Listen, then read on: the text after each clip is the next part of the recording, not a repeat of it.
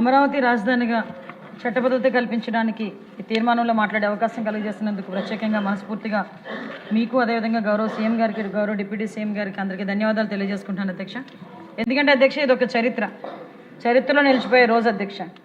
చరిత్ర కలిగిన అమరావతికి తిరిగి పునశ్చరిత్రను సృష్టించడం అంటే ఇదేనేమో. దానికి ఇంత మంచి అవకాశం మనందరికీ కూడా కలుగజేస్తున్నందుకు ప్రత్యేకంగా గౌరవ ముఖ్యమంత్రి గారికి, ముఖ్యంగా అమరావతి రైతులకి అందరికీ కూడా పేరు పేరున ఈ సభ తరపున ఆంధ్రప్రదేశ్ రాష్ట్ర ప్రజల తరపున కూడా ధన్యవాదాలు తెలియజేసుకోవాలి అధ్యక్ష. ఎందుకంటే అధ్యక్ష ఆల్రెడీ అమరావతి రాజధాని ఆంధ్రప్రదేశ్ రాజధానిగా చరిత్రకి ఎక్కింది, మనందరికీ కూడా తెలుసు. తిరిగి అదే అమరావతిని మళ్ళా తిరిగి రాజధానిగా ఈరోజు మనం అందరం కూడా చట్టబద్ధత కల్పించుకునే ఒక అపూర్వ ఘట్టంలో ఇటువంటి సమావేశంలో మనందరం కూడా సమావేశం అవడం అంటే నిజంగా చెప్పాలంటే ఒక పూర్వజన్మ సుకృతం కింద భావించాలి అధ్యక్ష. ఎందుకంటే ఇటువంటి ఈ బృహత్తరమైన కార్యక్రమంలో మనందరం కూడా సమావేశాలు ఏర్పాటు చేసుకొని చట్టబద్ధత కల్పించే విషయంలో మనందరం కూర్చొని ఒక తీర్మానాన్ని ప్రవేశపెట్టేటప్పుడు అధ్యక్ష దీని వెనుక ఉన్న పడ్డ అవమానాలు కానీ, దీని వెనుక చేసిన పోరాటాల గురించి కానీ, దీని వెనుక చేసిన త్యాగాల గురించి కూడా మనందరం కూడా మాట్లాడుకోవాల్సిన అవసరం ఎంతైనా ఉంది అధ్యక్ష. ముఖ్యంగా అధ్యక్ష ఎవరైనా కూడా స్త్రీని గౌరవించే సొసైటీ మంది. అటువంటి సూర్యోదయం నుంచి కూడా సూర్యాస్తమయం వరకు కూడా మహిళల పాత్ర లేకుండా ఏ మనిషికి కూడా మనుగడ లేదు అని చెప్పి పురాణాలు కూడా చెప్తే మనకి కూడా అదంతా కూడా మనకు తెలుసు అధ్యక్ష. అటువంటి సందర్భంలో అధ్యక్ష శాతవాహనుల కాలంలో కూడా అధ్యక్ష మహిళలకు సమాజంలో రాజకీయంలో ఉన్నత స్థానం కూడా ఉండేది అధ్యక్ష. నాగానిక ఇందాకే మన సభ్యులు కూడా చెప్పారు, గౌతమి బాలశ్రీ వంటి వారు చారిత్రాత్మక ప్రాధాన్యత కలిగిన మహిళామణులు అధ్యక్ష. అప్పట్లోనే శాతవాహన రాజు గౌతమిపుత్ర శాతకర్ణి, ఆ గౌతమిపుత్ర శాతకర్ణి సినిమా తీసిన మన బాలకృష్ణ గారు కూడా ఇదే సభలో ఉండటం కూడా యాదృశ్చికమనే చెప్పాలి అధ్యక్ష. అటువంటి గౌతమిపుత్ర శాతకర్ణి అంటేనే తల్లి పేరుని ముందుని పెట్టుకొని తిరిగి తన బిడ్డ పేరుని పెట్టిన సందర్భాన్ని కూడా ఆ రోజుల నుంచే మహిళలకు ఇచ్చిన ప్రాధాన్యత కలిగిన అటువంటి వంశంలో ఉన్న అమరావతి మహిళలు ఈ రాజధాని విషయంలో ఎంత పోరాటం చేశారో, ఎంత అవమానాలు పడ్డారో తెలుసు అధ్యక్ష. అటువంటి చరిత్ర కలిగిన మహిళలను అధ్యక్ష ప్రతిపక్ష నాయకుడు అనలేము, పులివెందుల ఎమ్మెల్యే వాళ్ళ తాలూకా వాళ్ళందరూ కూడా ఈ మాట నేను అనొచ్చో లేదో నాకు తెలియదు అధ్యక్ష. వేశ్యల రాజధాని అన్న పదం ఉపయోగించడం కూడా అధ్యక్ష చూస్తే నిజంగా సభ్య సమాజం తలదించుకోవాలి. వాళ్ళ విజ్ఞతకి కూడా వదిలేస్తున్నాం అధ్యక్ష. అటువంటి పదాలు ఉపయోగించిన సందర్భాన్ని కూడా వాళ్ళ విజ్ఞతకు వదిలేయాలి అధ్యక్ష. ఎందుకంటే అధ్యక్ష అమరావతి రాజధానిగా ఆ రోజు మేమందరం కూడా ఎమ్మెల్యేలుగా మేము ఉన్నాం 2014-19లో. అమరావతి రాజధానిగా ప్రవేశపెట్టిన తర్వాత అమరావతి రాజధానిని ప్రజా రాజధానిగా నిర్మించాలి, ఒక పవిత్ర రాజధానిగా నిర్మించాలని ఒకే ఒక ఉద్దేశంతో అమరావతి రాజధాని శంకుస్థాపనకి కూడా వివిధ ప్రాంతాల నుంచి, ఆంధ్రప్రదేశే కాదు దేశంలో వివిధ ప్రాంతాల పుణ్యక్షేత్రాల నుంచి మట్టిని తెప్పించారు, నీళ్ళని తెప్పించారు. వాటన్నిటినీ కలిపి ఒక శంకుస్థాపన చేసి దాన్ని ఒక ప్రజా రాజధానిగా పవిత్రమైన రాజధానిగా ఆ రోజు నిలబెట్టాలనే తపనతో ఆ రోజు గౌరవ ముఖ్యమంత్రి గారు శంకుస్థాపన చేశారు. ఆ శంకుస్థాపనకి ఒకే ఒక పిలుపు, సుమారు ఇందాకే నారాయణ గారు చెప్పారు, ఒక చిన్న సమస్య లేకుండా 33,000 ఎకరాలు 29,000 మంది రైతులు. ఇందులో చూసుకుంటే అధ్యక్ష ఎకరా లోపు ఉన్న వాళ్ళు సుమారుగా 72% అధ్యక్ష. వాళ్ళు కూడా అందులో 32% ఎస్సీ ఎస్టీలు అధ్యక్ష. అంటే సుమారుగా 30,000 ఎకరాల్లో 20,000 ఎకరాలు ఎకరా లోపున్న రైతులు వాళ్ళ 10,000 ఎకరా లోపున్న రైతులు ఇచ్చారంటే అంటే దాని ఎంత చిన్నకారు సన్నకారు రైతులు ఈ రాష్ట్ర భవిష్యత్తు గురించి, ఈ రాష్ట్ర ప్రజల గురించి, వాళ్ళ బిడ్డల భవిష్యత్తు గురించి కేవలం విజనరీ నాయకుడు గౌరవ చంద్రబాబు నాయుడు గారు చేతిలో పెడుతున్నామన్న ఒకే ఒక భరోసాతో, వాళ్ళ బిడ్డలకి భవిష్యత్తు ఉంటుందన్న భరోసాతో, వాళ్ళకి రాజధానిలో వాళ్ళు ఒక పార్ట్ అయ్యామని చరిత్రలో నిలబడే సందర్భం గురించి వేచి చూస్తూ ఆ రోజు ఆ భూమిని అంతటిని చేతిలో పెట్టారు అధ్యక్ష. ఒక్కరోజు ఒక్కరు కూడా ఒక చిన్న గొడవ లేదు, ఒక సమ్మె లేదు, ఒక ధర్నా లేదు, ఒక రాస్తారోకో లేదు. ఎక్కడైనా మేము గౌరవ చంద్రబాబు నాయుడు గారికి సపోర్ట్ చేస్తున్నాం, గౌరవ ముఖ్యమంత్రి గారి చేతిలో పెడితే హైదరాబాద్ లాంటి సిటీ మళ్ళా ఇక్కడ అమరావతిలో పునర్నిర్మాణం అవుతుందని ఒకే ఒక భరోసాతో ఆ రోజు రైతులందరూ ఇచ్చిన సందర్భాన్ని కూడా గుర్తు చేస్తున్నాం. దానికి అనుగుణంగానే అమరావతిని డెవలప్ చేయడానికి కేంద్ర ప్రభుత్వంతో మాట్లాడుకుని ఆ రోజు నిధులు తీసుకొచ్చిన సందర్భాన్ని కూడా గుర్తు చేస్తున్నాం. 2019 ఎలక్షన్ అందరికీ కూడా చీకటి రోజులే. 2019 ఎలక్షన్కి ముందు కూడా ఇదే ప్రతిపక్ష హోదాలో ఉన్న అప్పటి ముఖ్యమంత్రి జగన్మోహన్ రెడ్డి కూడా, ఇప్పుడు పులివెందుల ఎమ్మెల్యే అయిన జగన్మోహన్ రెడ్డి కూడా ఇదే రాజధానిగా ఉండాలి అని అన్నాడు. రాష్ట్రంలో మధ్యలో రాజధాని ఉండాలి అన్నారు.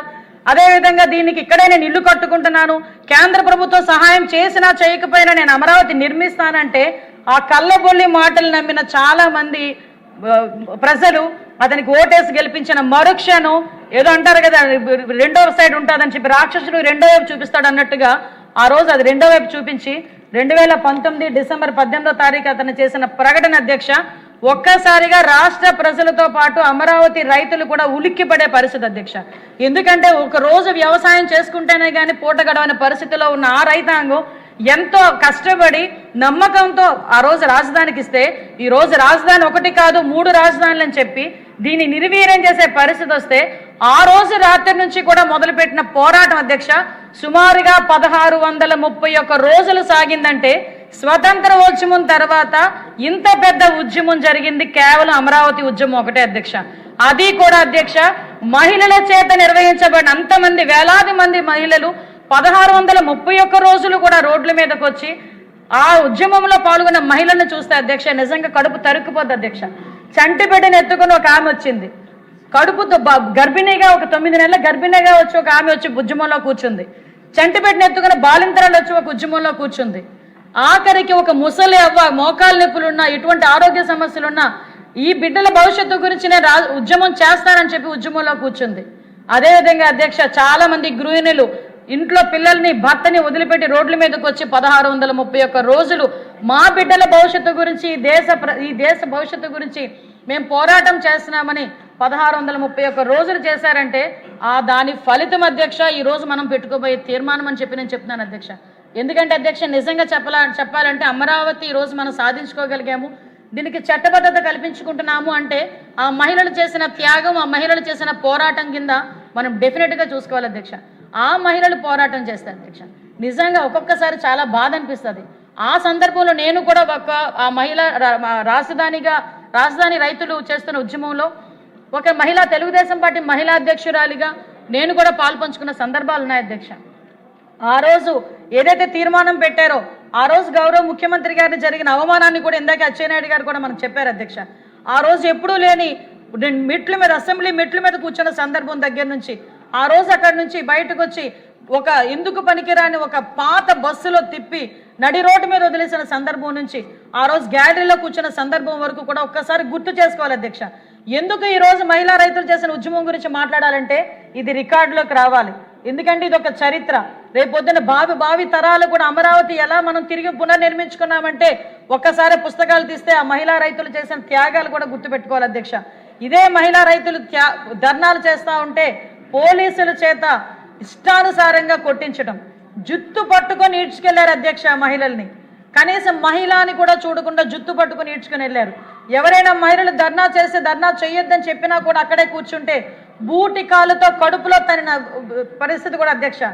ఆఖరికి ఎందుకంటే ఎవరైనా జన్మస్థానం మన మనిషి జన్మస్థానం అదే ఉదరం, అటువంటి పొట్టల మీద కూడా కడుపు మీద కూడా బూటి కాలుతో తన్ని ఈడ్చుకొని వెళ్ళి ఆ బస్సుల్లోనే ఆ లారీల్లోనే ఎక్కించి అరెస్ట్ చేసిన సందర్భాలు. ఈరోజు మాకు ఎక్కడా కూడా న్యాయం జరగకపోతే దేవుణ్ణి మొక్కుకుంటామంటే ఆ మహిళా రైతులందరూ కూడా కనకదుర్గమ్మ అమ్మవారి టెంపుల్ దగ్గరికి పాదయాత్ర చేస్తే ఎంత దారుణంగా వాళ్ళందరూ హింసించారో మనందరం కూడా కళ్ళతో చూసాం అధ్యక్ష. ఆఖరికి న్యాయస్థానం నుంచి దేవస్థానానికి పాదయాత్ర పెట్టుకుంటే ఆ రోజు పర్మిషన్ ఇవ్వకపోతే కోర్టు ఇచ్చిన పర్మిషన్ నేపథ్యంలో వాళ్ళు ఆ రోజు పాదయాత్ర స్టార్ట్ చేస్తే అధ్యక్ష ఇక్కడ ఒక విషయం చెప్పాలి అధ్యక్ష.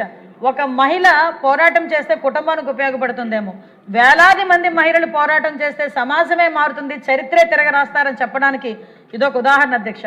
అదే మహిళ రోడ్డు మీదకి వచ్చి పోరాటం చేస్తే చుట్టుపక్కల సమాజం అంతా ఏ రకంగా సపోర్ట్ చేస్తుందో చెప్పడానికి అదొక ఉదాహరణగా కూడా చెప్పొచ్చు అధ్యక్ష.